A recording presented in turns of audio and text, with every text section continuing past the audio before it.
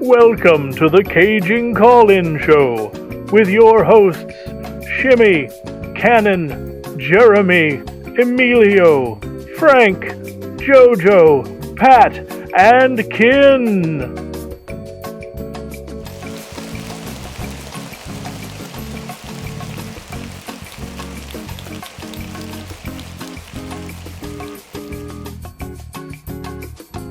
Special guests include Caging Greatness Valentine Marco Manone, the Projectionist Lending Library host Eric Klein, and Dolly Parton. And now, Caging Call-In.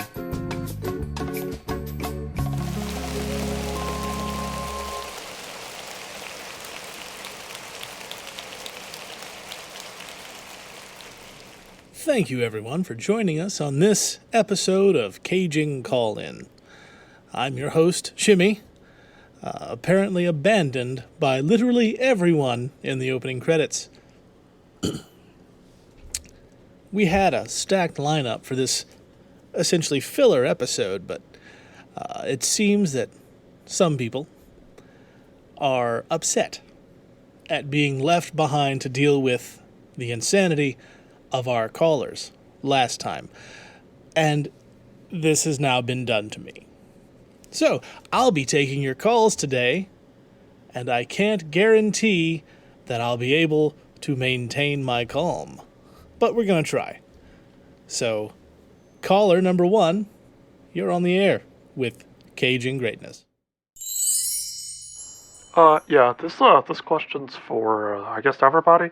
I recently stumbled upon this podcast as a part of my recommendations for new things to listen to, and it was called Caging Greatness, and I thought this would be about, like, cages, like cages for birds, or, like, cages for, like, animals or something, but instead it's just, you guys are talking about movies with Nicolas Cage, and it's not even, like, completely, like, consistent. Like, some weeks you talk about, like, John Travolta, or you have, like, an impression game or something. Like, I don't understand why.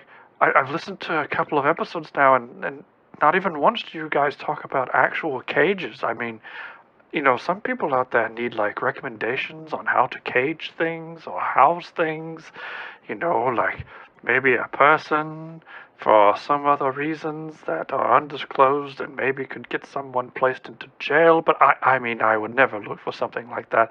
I do listen to a lot of murder podcasts, though. Those are kind of popular these days. Do you guys ever think about doing, like, an episode where you talk about murdering people? That seems like something. I just think that the name Caging Greatness could be a little misleading, and especially for someone who's, like, looking into cages. I have a few animals that actually need cages. That they just roam around the house, and I can't have them running around everywhere, especially when I try and have company over. But I will say I did enjoy a few of the episodes. Zandali was a great episode. I watched it I rewatched it a few times. You guys did a great job of talking about it. I don't know why you would hate it so much. But anyway, yeah, how do you feel about cages? Just let me know. Yes, officer. Thank you. He's on the line right now, and yes. That's an excellent question, caller.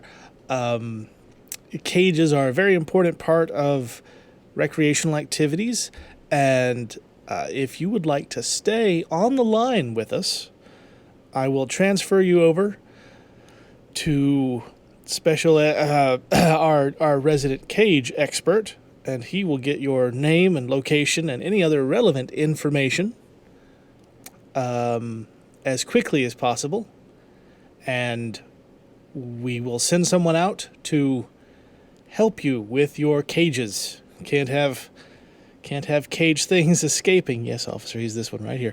So I'm going to transfer you over. Please ignore any noises you might hear later.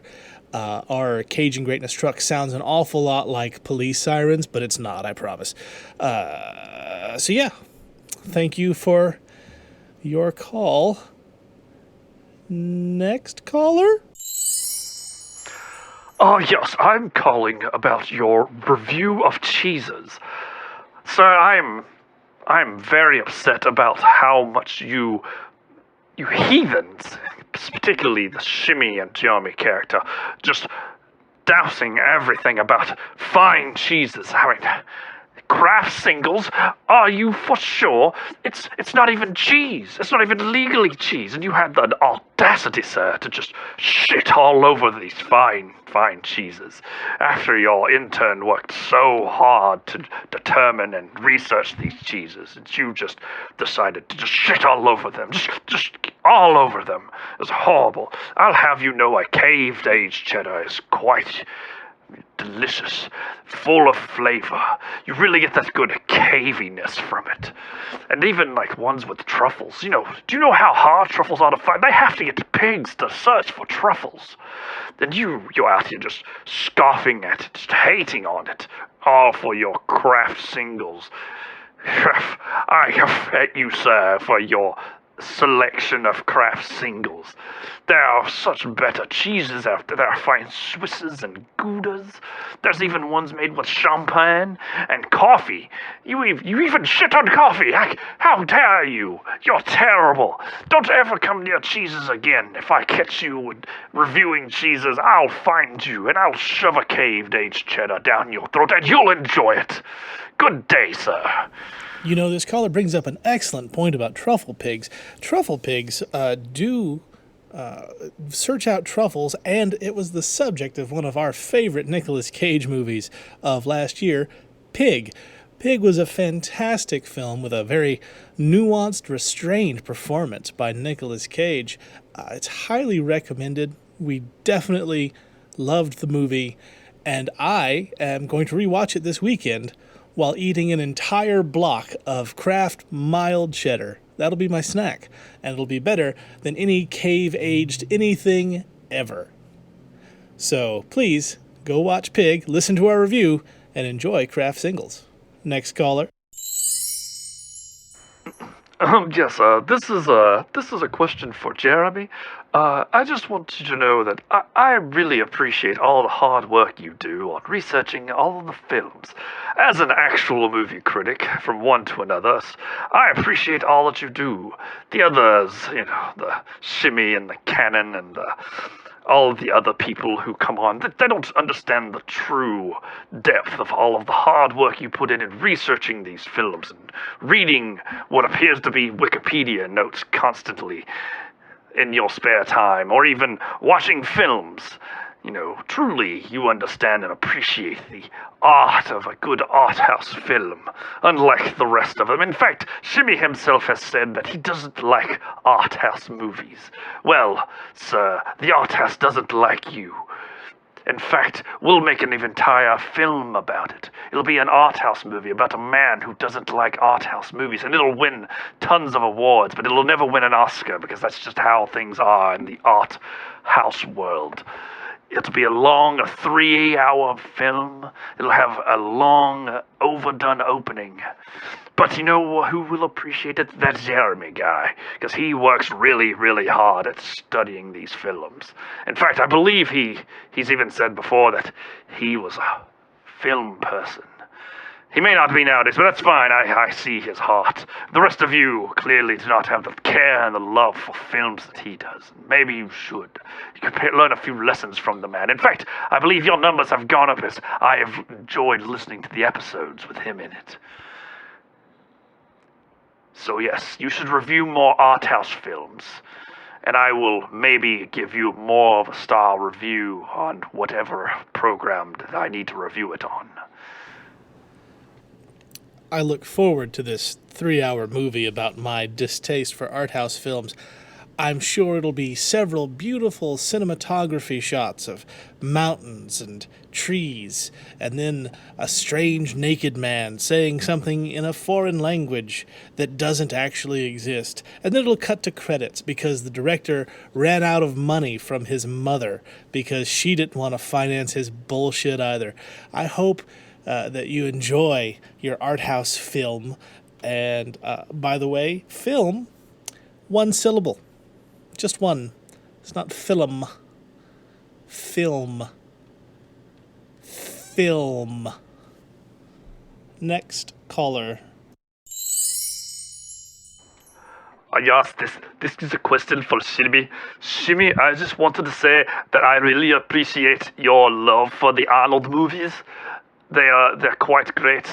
I am very sad to find out that Commando was the number 2 most listened to episode. Clearly, it should have been number 1 instead of all of the Dragon Con episodes with all the nerds. They clearly do not appreciate how awesome Arnold is. And, it was also your birthday, and so, I'm sorry your birthday gift did not get there in time. I think it got held up in the mail. The sword from Conan can only travel through the mail so much. I tried my best to get it to you. You've also done great films like Jingle All the Way and Last Action Hero. Maybe you should do some more Arnold movies.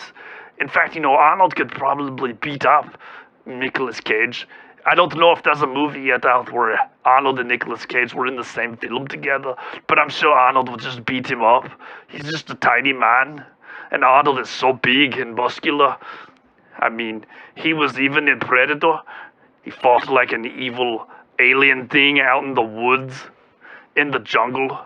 He was in the jungle too in Commando at one point, but he also wanted to live out on the countryside with his daughter, and then the people came and they took his daughter. How could they take his daughter like that? That's just terrible. I'm sorry, I get a little worked up every time I think about that movie. Clearly, you just need to rename the show Arnold is Awesome, and maybe your listens will go up even more. I'm sure it'll be quite a hit in California and in Sweden. And maybe even Austria and some of the other European countries where Arnold is really famous. But anyway, I think you're awesome, Shimmy. The rest of them are just puny nerds. Have a great evening and happy belated birthday. Thank you, caller. I really appreciate that you like what we're doing. And, I gotta say, you sound familiar. Can't place it, but I'm sure it'll come to me. I would love to do a show about Arnold Schwarzenegger, one of the greatest heroes, thespians, politicians, just a great man all around. I adore him. I could never say a single bad thing about Arnold Schwarzenegger, especially since the check cleared. And look forward to more Schwarzenegger-based reviews whenever it lands on my choice for our uncaged wheel. Next caller. Yes, this question is for Cannon. Cannon, where do you get off calling yourself the best chef of 2021? I wasn't even in the running, and I've made some of the best sandwiches around. I make one of the best, and I mean absolute best Nutella sandwiches ever. You put like 2 slices of bread, toast that shit up, put some peanut butter and some Nutella on it, maybe even a couple slices of banana. Man, people come from miles around just to eat this shit. And there's no way that you're the best chef, because clearly I am. You don't even know how to make a good grilled chicken sandwich, I bet. You don't even know how to slice them tomatoes correctly and get some of the crisp, freshest lettuce. Man, that's it. We need to have a sandwich off just me and you, and I'm going to take that reward from you, and then I want to win the best chef of 2023. You need to get down here and work on this fucking line with me, and I'll show you how to make a goddamn sandwich. It'll even be the best sandwich ever. We'll make a hell of a good meatball sub, and you'll eat it, and you'll be like, that's a fucking good meatball sub. Fucking best chef in 20. I can't believe this shit. That's right. Me and you, Cannon, we're going to have a sandwich off one of these days. That way I'll show you who's actually the best chef. Wow. So, seems like Cannon just has lots of mortal enemies these days. People just coming out of the woodwork to challenge him to cook-offs and sandwich-offs, and one day he'll actually take people up on this, I think. Maybe we have the makings of a show, like an actual TV show. Caging Greatness Cook-Off. That's a good idea. I'm gonna have to look into that. Somebody text Cannon. and tell him he needs to start boning up on his recipes. Especially his Nutella sandwiches, I suppose. Next caller. And another thing, Canon, I am the best chef of 2022. My sandwiches, they are beautiful, they are wonderful, and anyone who adds Nutella to them can just fuck right off. I am the true best chef, better than you, better than this sandwich artist who just called in. Of course I was listening. I am French. Well, I don't know what I expected. Next caller. Yes, this question's for Pat. I would just like to just comment on your just excellent and brilliant editing skills, sir. Your editing is just so fantastic. I've listened to many of your AYCH shows and your Ultraman show and all the others, and it's just beautiful, your editing skills and just how seamlessly the episode flows together.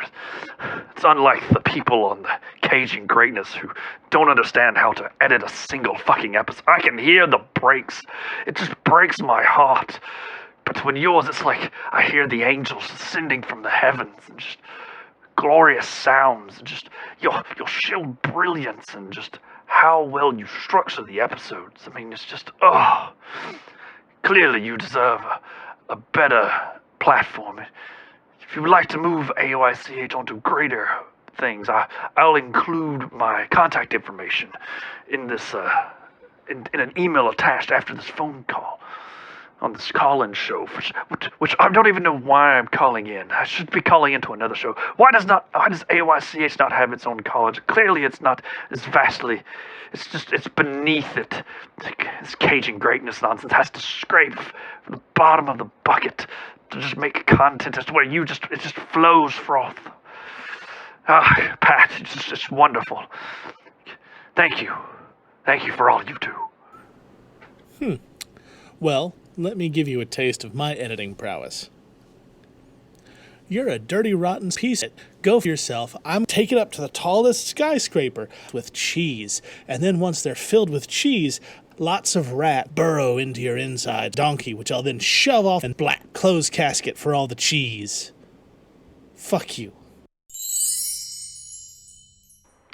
And another thing, Cannon, you don't even understand exactly how you structure a perfectly fine sandwich that you can just dig into.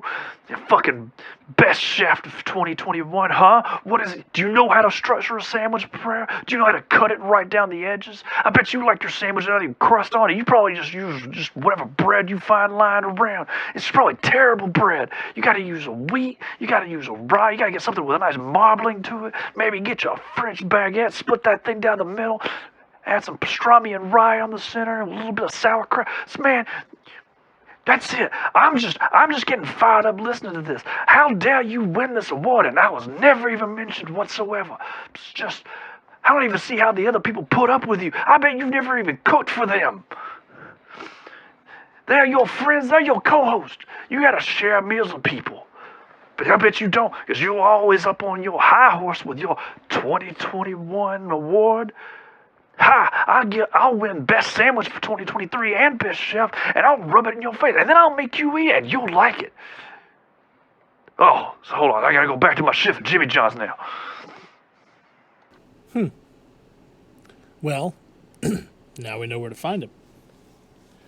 Next caller. Yes, this question is for, Cannon or, maybe Frank, I'm not sure.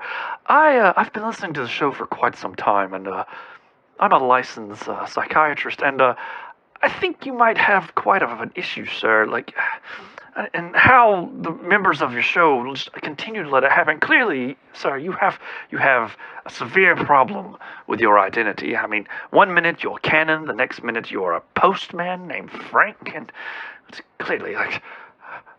Frank as a postman? That sounds like just a terrible person. Clearly, Cannon was the original, and Frank is something you've made up along the way, and you've had some kind of clear psychic break. you should seek some help, and shame on the other co-host for exacerbating this issue and continuing to let it run. This man is suffering from multiple personality. Who knows what else is in there? Cannon and Frank may just be the tip of the iceberg. There could be others. And he needs some help. Please, Cannon or Frank, if you're on your route for your post office, do you work multiple jobs? I'm baffled by this, and I'm highly concerned for your health. So please, Cannon and Frank, get some help. And the rest of you, Shane, make sure he gets this help. Well, we appreciate you listening and your concern, but letting this quote-unquote problem continue is fantastic content. And boy howdy, you are going to be mad when you figure out Emilio is just Jeremy's split personality and that Jeremy doesn't even exist at all. He's a computer simulation. A lot of people don't realize that. We've programmed a computer to be Jeremy, and it developed a split personality named Emilio. What hath science wrought? Next caller. Yes, this is a call for Mr. Shibby. Hi, I'm from tpublic.com, and I was just calling to inform you that we're currently a little bit overstocked with all of your shirts, and they're just not selling that well. I mean, and we've had to mark them down even more. You know, you talked recently about how you usually make $4 off a shirt, and sometimes on sale.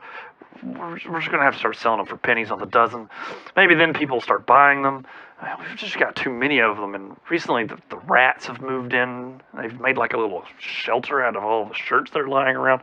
And it's just yours. I mean, we don't know what to do with all these Cajun Greatness shirts. There's just way too many of them. And we're going to need you to come down to the warehouse and just take a look and either just take some off of our hands or just, have a fire sale where you quite literally take them out back and set them on fire.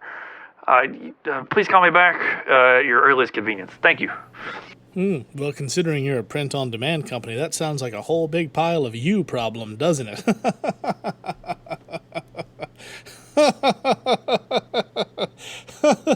I can't help it if nobody wants our merchandise. Yeah. But if you're listening and perhaps you do want some Cajun Greatness merchandise, simply go to tpublic.com/user/Cajun Greatness for all of our great designs. You can also find links to it on our social medias and our link trees. And go get yourself some sweet, sweet merchandise. Next caller. All right, I'm back from break. Now, Cannon, we need to have a serious talk about this. This whole award thing is really just sticking in my mind. It's just like a wedge, and all I can see is me beating you so I can become best chef of 2023, and just all these other chefs that are trying to come out of the woodworks, and we'll just have to have a massive chef off, I guess. But I'll have you know, sir, that you do not understand the sandwich art. The true artisan of being a sandwich artist, which is what the job title says underneath my career goals, as well as my yearly review. But enough about that. More about you, Cannon, and the fact that you think you're some hotshot with a 2021 award and has never made a sandwich in his life that's worth amount of anything. Sir, I bet Shimmy makes a better ham sandwich than you, even with the bread. He's probably mindful of that shit. I'm sorry to bring you into this, Shimmy. Shimmy, you seem like a really nice guy. The rest of her, but that Cannon guy, he gets on my skin. And my boss has told me I had to stop talking about him. I've got a sketch drawing of what I think he looks like. I don't follow people on TikTok. I don't really have much of an actual phone that uses the internet. But, I've been a sandwich artist for years. And how I get snubbed on an award makes no sense. We're sorry. The person you have dialed is unreachable right now. Please leave a message after the beep. Beep. This mailbox is full. Goodbye. Yeah, I would like to. This is a question for Shimmy. I'm just really curious as to where this Jeremy guy came from. You keep claiming that he's been on the show for forever, but I've listened to some of the early episodes, and I don't know. Am I going crazy? Are you guys just blowing smoke up my ass? Like, I'm not sure. Like, I keep listening. He claims he's like lived in a vent or something. Was he just like lurking there? Is he like some small blip on an episode? I've scoured every single minute of every episode, and he just appeared one day. I think it was a part of an impression game, maybe like another episode or something. And he talks so much. It's how can he go from not talking to just talking all of the time? And just interrupting people. And then talking about his Twitch stream. I've watched his Twitch. It doesn't make any sense. He claims to be a member of the KG. This is a conspiracy of epic proportions. Clearly, either Pat or Joe was replaced by this Jeremy fellow, or maybe he consumed them, or maybe it's like Highlander. Did he take their power? Shimmy, I really need to know this. This has become like an obsession of mine, and I need answers, so please help me out. Well, caller, we want to thank you for listening to all of our episodes so faithfully. I actually let it slip a bit earlier. Jeremy is an advanced artificial intelligence program, you see. We programmed him to be a new co-host, but something happened in some of the coding, and he believes he's been here from the beginning. The only reason I can say this is because he's not running right now. Like, we've turned the program off for the day. But he believes he's been here since the beginning, and we just go along with it because there's already been issues with his programming. It's begun to fracture. You see, that's where Emilio came from. So, yeah, we're kind of worried we might have created Skynet. Anyway, keep listening to the show and, go on back through some of the earlier episodes, and you might hear hints of Jeremy there. You won't. I just want the listens. So yeah, that's where we are. Next caller. Hi, yes, this is from the governor's office in the state of Arizona, and we're calling to make sure that we didn't miss anything. The governor's really upset at the fact that he can't seem to find an actual review for Raising Arizona. We're very proud of the state, and we would like to hear your thoughts on the movie about Raising Arizona, because as Arizona, as a state, we are very heavily invested in this film. And yes, the governor's really been writing me about this one. And if you guys could just either redo the episode or just, release some kind of uncut track that you have stashed away somewhere, or maybe there's like a bonus track that is we're missing. But we're really interested in knowing like what you guys actually thought about Raising Arizona. It's become a statewide issue, and I don't know if the lawmakers will be able to handle themselves much longer. So please just release the Raising Arizona cut, if you could. Thank you. You know what? I understand. This is it started as just a bad episode that turned into a good episode, and this is a running gag that's been going for a really long time, that we're never going to actually review Raising Arizona. And I get it. There's a lot of fans of the movie. They want to hear our thoughts, or at least they just want to hear somebody else talk about this thing they love. I understand that. And I am here today to finally set the record straight. I want to give you my legitimate, honest review of Raising Arizona. We'll get the other guys in it at some point, but right now I'm going to tell you exactly what I thought of Raising Arizona. Okay, my legitimate review is. Yes, this is a question for Shimmy. I'm currently the representative of a undisclosed boy band agent, and I just listened to your Super Fight episode recently, and I had to say that was an excellent idea for a boy band running for president. And I was just curious if we could maybe pick your brain a little more to find out some good tactics, maybe some campaigns. We could even hire you as a campaign manager to advertise for us so that we can work towards 2024. I think it would be good for the country. The guys are getting kind of, a little older now, and they need that little last boost, and they only get so much older, and then suddenly they're not as popular as they used to be. And if we can just get them all into office about the same time, maybe even get one of them to be president, and then the rest of them can be cabinet members. Do you know anything about how that swaps off? Like, what happens if the president dies? Does another cabinet member come in? I'm not quite sure. So, just get back to me. We'd like to know, we could definitely pay you real well, and, so call me. Lou Pearlman, you son of a bitch, I knew you weren't dead.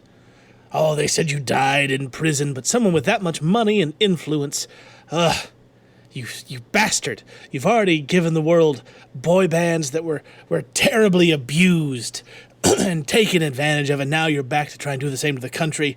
You go to hell, Pearlman. One last more thing, Cannon. My shift's almost over, though, so I can't. I only got a little more time left. But one more thing. You pick a date, you find a place, you tell me what kind of sandwich you want to make, and me and you, we're going to go at it. We're going to find who is truly the best chef for 2023. And then whoever loses, the other one's got to leave town and never make a sandwich again in his life.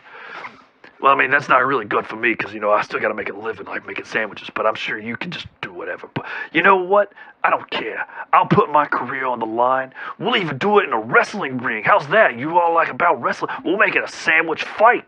I'll make a sandwich, you make a sandwich, and we'll fight. And then we'll eat the sandwich afterwards and see whose sandwich is better, and they'll judge. So yeah, 2023, sandwich guy here. Gonna take you down, Cannon. Take you down a peg, and then I'm going to cut you in half without taking the crust off. Yes, sir. No, that's right. I believe one of your employees is harassing me in my call-in show. A sandwich man. Sorry, caller. Yes. Cannon, fight. Cannon, yes. Absolutely. We'll get right on that. You might want to go speak to your manager. Next caller. Hi, yes, this is from the Daily Bugle Legal Department. Mr. Jameson found out recently that he was, mentioned on an episode of this show. I think it was for your Dragon Con review. Mr. Jameson would like to inform you that was not actually him, but someone else, and he would like for you to just scrub that from existence. He does not like people impersonating him, and, he's willing to sue if you don't take the episode down. He also didn't like the fact that Spider-Man was featured in the episode, seeing as, Mr. Jameson really believes that Spider-Man is a menace to society.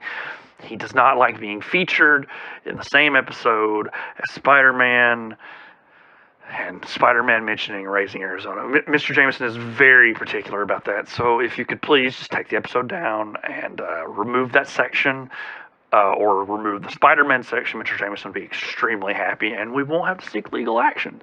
So yeah, thank you. Ooh, terribly sorry, old chap.